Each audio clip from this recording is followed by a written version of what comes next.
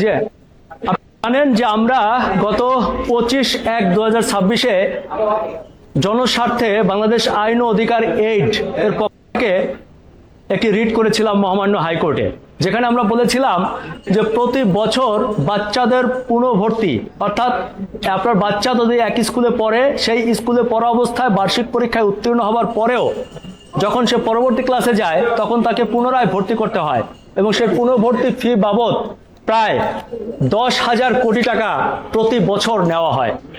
আপনারা জানেন যে বাংলাদেশের অধিকাংশ মানুষ মধ্যবিত্ত, নিম্ন মধ্যবিত্ত, এবং তাদের সবার আবেগের জায়গা হচ্ছে সন্তান।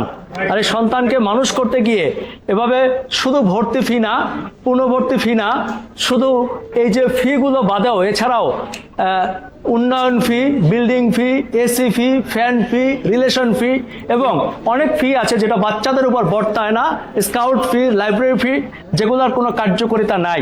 এরকম বিভিন্ন অজুহাতে প্রায় 10,000 কোটি টাকা প্রতি বছর নেওয়া হয়, যেটি সম্পূর্ণ অবৈধ।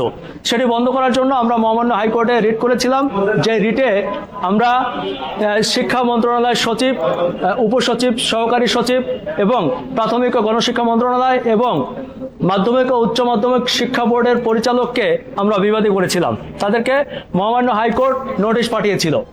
সরকারের পক্ষ থেকে, মন্ত্রণালয়ের পক্ষ থেকে আমাদের সাথেও যোগাযোগ করা হয়েছিল। আমরা আপনাদেরকে জানাতে চাই যে আমরা রিটে যা যা চেয়েছিলাম সেটি সরকার একটি প্রজ্ঞাপন আকারে দিয়েছে, যেটি আমরা গতকাল হাতে পেয়েছি। এই প্রজ্ঞাপনটির নাম হচ্ছে শিক্ষা প্রতিষ্ঠানের আর্থিক স্বচ্ছতা ও জবাবদিহিতা সংক্রান্ত নীতিমালা 2026।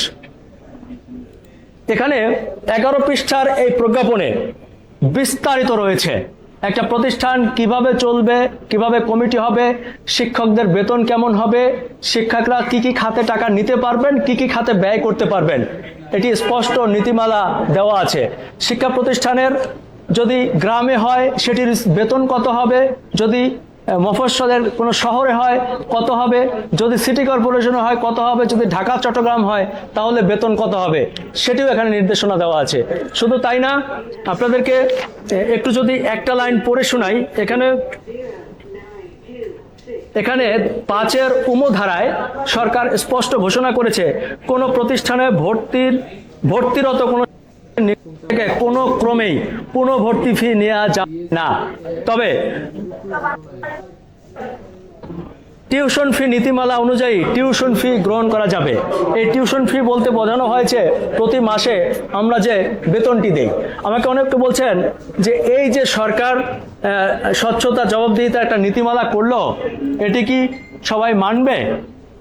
সরকারও সেটি ধারণা করেছিল যে এটি সবাই মানবে কি মানবে না, যার কারণে ভিতরে আরো কিছু কঠোর নিষেধাজ্ঞা দেওয়া আছে।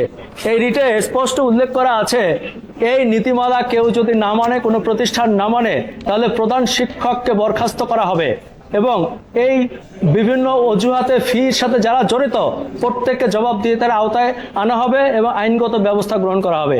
এটি একটি কঠোর নির্দেশনা। আর এখানে জি জি জি জি জি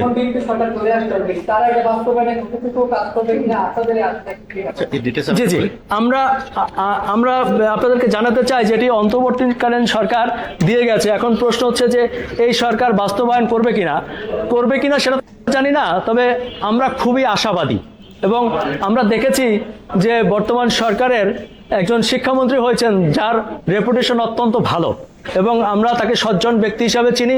ইতিপূর্বে আমরা তার অনেক ভালো পারফরমেন্স দেখেছি। আমাদের বিশ্বাস এবং আমাদের অনুরোধ যে জনাব এহসানুল হক মিলন সাহেব আমাদের সাথে থাকবেন এবং এই যে সরকারি প্রজ্ঞাপন এটি যথাযথ বাস্তবায়নে খুবই স্মার্ট লোক সে, এবং সে পারবেন, আমরা আশাবাদী। জি, আমরা সেটা মনে করি, কারণ আমাদের এই রিটের পরে সোশ্যাল মিডিয়া এবং মিডিয়া ব্যাপক প্রচারণা হয়েছে। আপনারা আমাদের সাথে ছিলেন, বিভিন্ন জায়গায় সেমিনার হয়েছে, সভা সমাবেশ হয়েছে এবং আমরা মনে করি যে এটা কার্যকরী ভূমিকা রেখেছে।